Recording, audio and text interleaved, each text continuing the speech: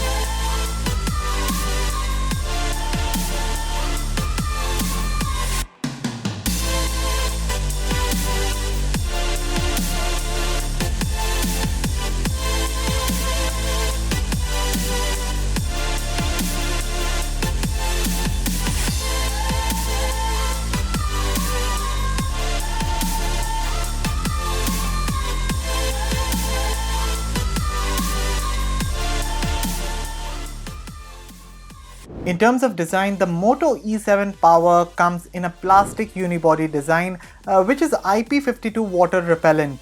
I think the quality of the plastic is great on this phone. The curved rear makes it easier to grip. The device feels solid in the hand, and to be honest, I kind of dig this Tahiti blue color variant of the phone.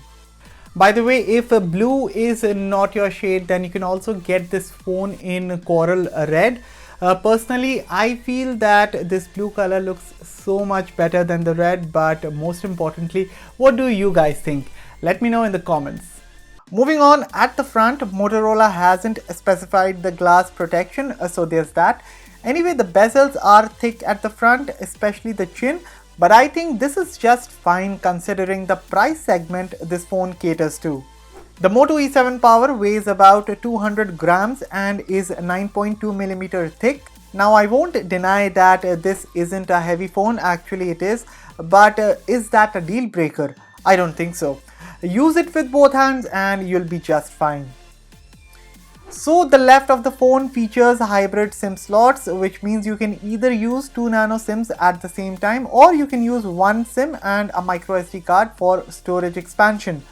On the right, you get a textured power button, the volume buttons, and a dedicated Google Assistant button. And I have to say, these buttons are extremely clicky and offer amazing tactile feedback. At the top is an earpiece and the beloved 3.5mm headphone jack. At the bottom are the primary mic and a USB Type-C port. Now, if you're wondering that Motorola forgot to add a speaker on this phone, well, the speaker is situated right here. If you can see, it's right here at the bottom. Not the most ideal position in my opinion, because you can easily block it while playing games or watching videos. So I think this could have been done better, but here it is. Apart from this, the phone's dual rear camera is present in a protruding vertical strip. There's also a capacitive fingerprint sensor embedded inside the Motorola Batwing logo, and after using all the in-display fingerprint sensors and the face unlocks of the world, I still feel that nothing beats the good old capacitive fingerprint sensor situated on the rear panel. Overall, the Moto E7 Power gets a big thumbs up from my side in the design department. As I said, the phone feels solid in the hands, the quality of plastic is great in my opinion, and this blue color absolutely feels fresh. The Moto E7 Power features a 6.5-inch IPS LCD display that comes with a dewdrop notch. This is a 20:9 panel and it refreshes at 60 Hz. Also, the resolution of this panel is just HD+, which is right in line with what its competitors are also offering. Now, this display is certainly not the most crisp, and accepted that you might even notice pixelation here and there, but for the price, I think the display is quite decent in terms of color reproduction. For that matter, viewing angles are good and the brightness levels are adequate. Okay, so the first time when I saw this display, I was like that I'm going to have a hard time using it under the sun. But when I finally went out and started using it, it was visible. And yeah, it is reflective for sure, I won't deny that. But when I look at the price, there's nothing much to complain about. Besides this, you can watch 720p HD content on YouTube since the phone does support wideband L1. Strangely, Netflix and Prime Video was still limited to offering SDR content. Overall, since the resolution of this display is just 720p, I would say that don't expect too much in terms of sharpness. But also, this is an IPS panel, so do expect decent color reproduction while watching videos or playing games. The Moto E7 Power features a 2 GHz octa-core MediaTek Helio G25 SoC. You can get the phone in two different variants. The base variant comes with 2 GB RAM coupled with 32 GB storage, while the top end variant comes with 4 GB RAM and 64 GB storage. You can also expand the storage on this phone to up to 1 TB via a micro SD card. As for the software, Motorola's skin is called MyUX and this is based on Android 10. Sadly, no Android 11 on this phone, and also this phone is not a part of the Android One program, which means I can't say when will this phone receive the latest software release. That said, MyUX offers a very clean and bloatware-free software experience. The phone is easily able to handle day-to-day tasks such as texting or browsing the web or going through your Instagram feed.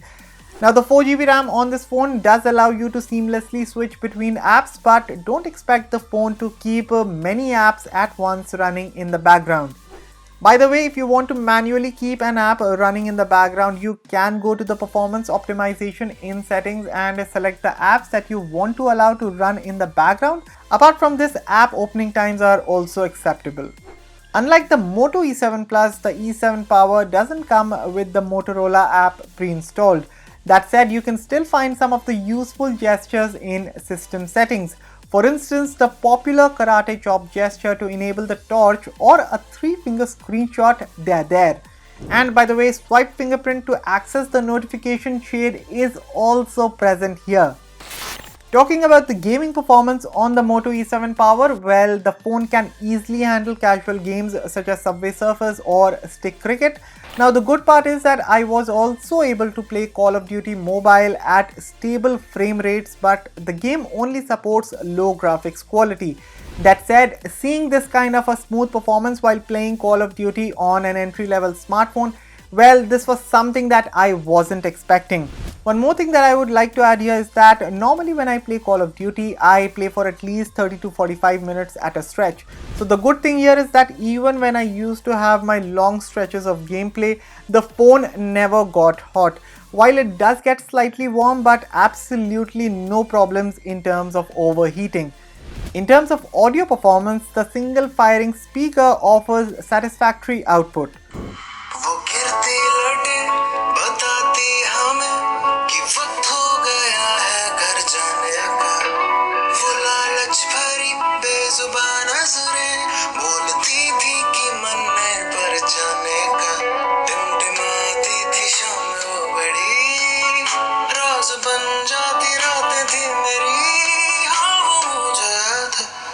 Now the speaker does get fairly loud, but I would once again point out that Motorola could have done a better job with its placement. Apart from this, it's good to see that the headphone jack is present right here. Now personally, I don't use wired headphones. I've totally moved on to wireless options, but for those who do care, the option is right here. The Moto E7 Power features a large 5000 mAh battery under the hood, which is terrific. What's not terrific is that you only get a measly 10-watt charger, which is very slow by today's standards. That said, the battery life on this phone is absolutely spectacular. If you're a casual user, you can easily make this phone last for about 2 days. I'm not even exaggerating. And as per my usage patterns, I was easily about to use this phone for about a day and a half on a single charge. Charging times, however, made me go really insane, as it took the phone roughly about 3 hours to go from 0 to 100%. Now for those who don't know about my daily routine, I usually connect with my team on Microsoft Teams. So I use Microsoft Teams a lot, and I also connect with my friends. For that I use Telegram and WhatsApp. I use them a lot. Apart from this, I watch about 1.5 hours of YouTube every day, and I also play a lot of Stick Cricket Live and Call of Duty Mobile. And if I'm left with some extra time, then I definitely watch Dragon Ball.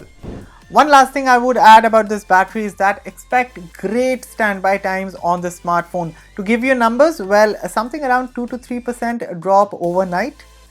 In terms of connectivity, the phone supports Bluetooth 5.0 and up to 2.4 GHz bands on Wi-Fi, which means no 5 GHz support. In terms of Wi-Fi speeds, and I'll repeat this, according to the price, I did not face any major problems. In terms of network connectivity as well, I used the Motorola E7 Power on Jio 4G. Once again, no major complaints. The Moto E7 Power features a dual rear camera setup that comprises a 13 megapixel primary camera with f2.0 aperture and phase detect autofocus. This is accompanied by a 2 megapixel macro camera with f2.4 aperture. For selfies, there's a 5 megapixel front camera with f2.2 aperture. In terms of video recording, you can shoot up to 1080p 30fps video from both the front and rear cameras. Photos taken during the day turned out pretty good in terms of details and sharpness. Color reproduction, I would say, is on the warmer side, and overall you can expect decent results in daylight.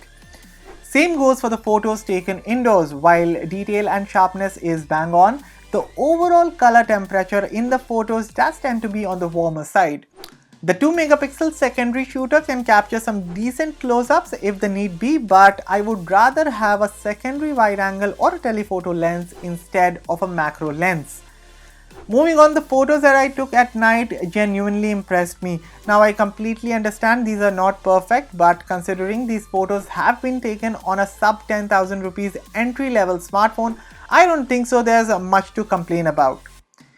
In terms of selfies, the 5 megapixel camera is capable of capturing detailed photos in daylight. However, switch to portrait mode and the camera struggles with highlights. And in general usage also, even when the portrait mode does manage to expose the scene properly, the blur around the subject is very inconsistent. In my opinion, you'd better off clicking selfies without portrait mode. I think the output for the most part is genuinely good for an entry-level smartphone. In terms of video recording, there's nothing much to say here. Of course, there's no stabilization on offer and it is pretty evident, but then again, no other phone offers stabilization in this price range, so there's that.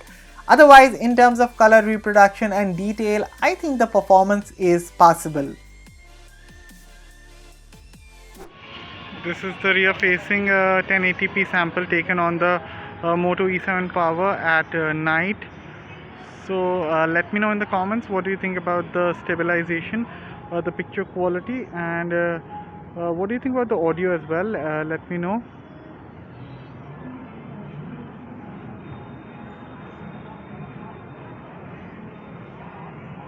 So those were the rear facing video samples, and now I'll show you a couple of front facing video samples that I took during the day and night. Now when I saw these videos on my computer screen, to be very honest, I would admit that yes, the quality is just satisfactory. And I know what I'm about to say. I've said this a zillion times by now that this is a sub 10,000 rupees smartphone, a budget smartphone, an entry level smartphone.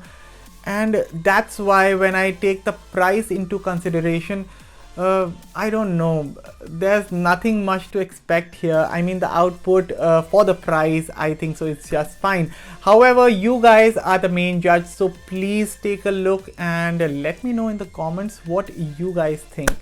Front facing video sample being recorded on the Motorola E7 Power. So this is how the picture quality looks like, and this is how when I pan around the camera.